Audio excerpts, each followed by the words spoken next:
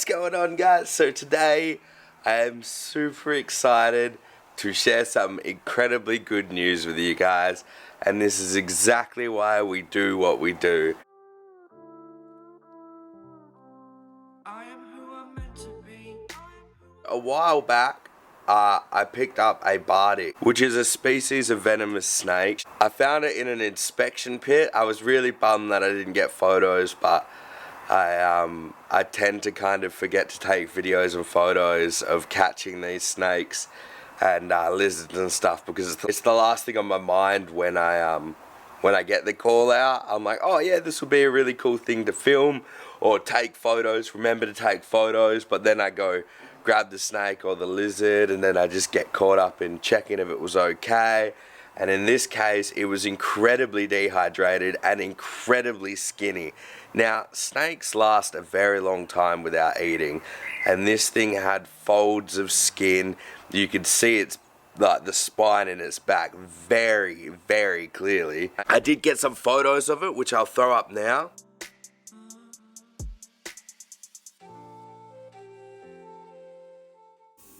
There's a few reasons why she would look like this, and it doesn't look as bad in the camera, but you can see folds of skin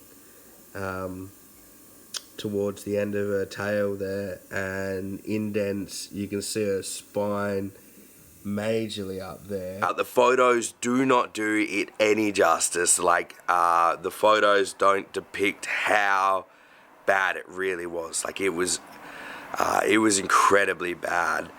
I dropped it off at the native wildlife rescue place in Malaga, and I did a little video on that, but there wasn't too much to that video. But I got an exciting call yesterday saying that the snake has recovered incredibly well. It does have a little wound on it, but it seems to not bother it. It's still moving. It's got all its movement throughout its body. So I think it's an old wound that's healed up. The snake seems to be doing really good. We're gonna go release it now, so I'm gonna remember to take some photos of releasing it. Let's go have a look where I found it. This is the exact location that I found it.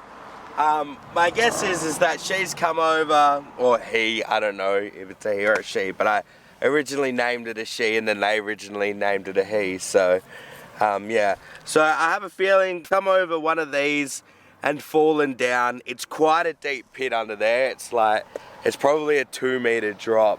Thankfully she didn't end up on the road, but I am gonna try and get her up the top of that hill and release her there, and hopefully she stays on the other side of this hill, just so it keeps it in the same area that it was. But I think she should be alright until they clear this area, so yeah. Let's go see if we can get her up there. Unfortunately, there's no way to drive up there, so we jumped the fence and we're walking up there. Well, I'm so unfit, like, I mean, I did walk pretty high up, but again, I have to point out that a lot of people get scared in areas like this when they come across a snake, not realizing that they've flattened all of the natural bushland and they put houses there. Of course you're gonna get snakes there. Unfortunately, this is what happens when cities grow. They have giant impact on the native wildlife, and people seem to think that it's the animals imposing on their home, but it's really the other way around. All these animals were here miles before us, so yeah. Alright, I'm gonna get my breath back, enjoy the views of, look at how pretty the beach is, and McDonald's and Amart and Marmy and Av and all these other houses. We'll just face this way. So pretty. Alright, let's let her go, and hopefully this will be the last time that this snake encounters a person. And it goes off and makes lots of babies and has a very full belly. Oh, wait, I forgot to do the update on her. So, when I handed her in, or when I handed the bardic in, it was 21 grams. They managed to get it all the way up to 37 grams which is a huge difference for the fact that this is a tiny snake. And today, or yesterday when they weighed it, which was when they gave me the call, it was 31 grams. So I'm pretty pleased with that. I was a bit nervous handing them the snake because usually I don't hear anything back about these rehabilitations and stuff, but I got to bring this one all the way back here. They had her for 2 months. 2 months ago, I picked up a snake in a drain there. I drove it 40 minutes that way and 40 minutes back this way today. That amount of distance this snake never would have traveled if it hadn't come into contact with humans. It's just not natural for them to go that far. Like that's a big drive.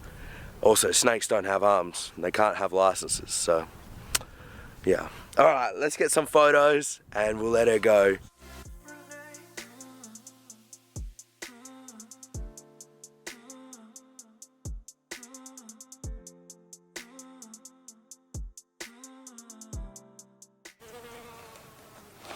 You're home. You are all free to go back. Yeah, well, she doesn't really want to move.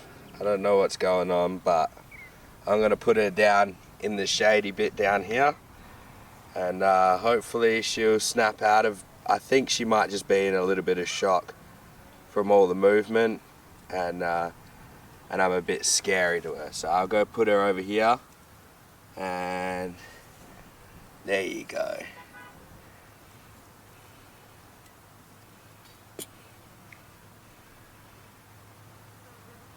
And we'll leave her there. So she'll slither off into the bush and hopefully not find any people again. And this is exactly why people do rehabilitations, whether it be birds or kangaroos or reptiles. It's not a money-making scheme, because we far from make money. Yeah, it's just that feeling that when you get to release something that you've spent that little bit of time on, and you know that they've got the best fighting chance that you've given them, and hopefully they'll be alright.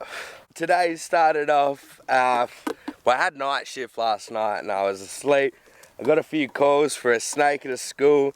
Unfortunately, I got out there and, well, just before I got there, it went under a shipping container. So, yeah. I was waiting for a call from them, but thankfully we had something else that we could do today. Something pretty special. I'm pretty happy with that. Thank you to all the volunteers down at the Native Wildlife Rescue Centre. Keep being awesome. Alright guys, take it easy, stay awesome, and remember, you can't fail if you try. See you later.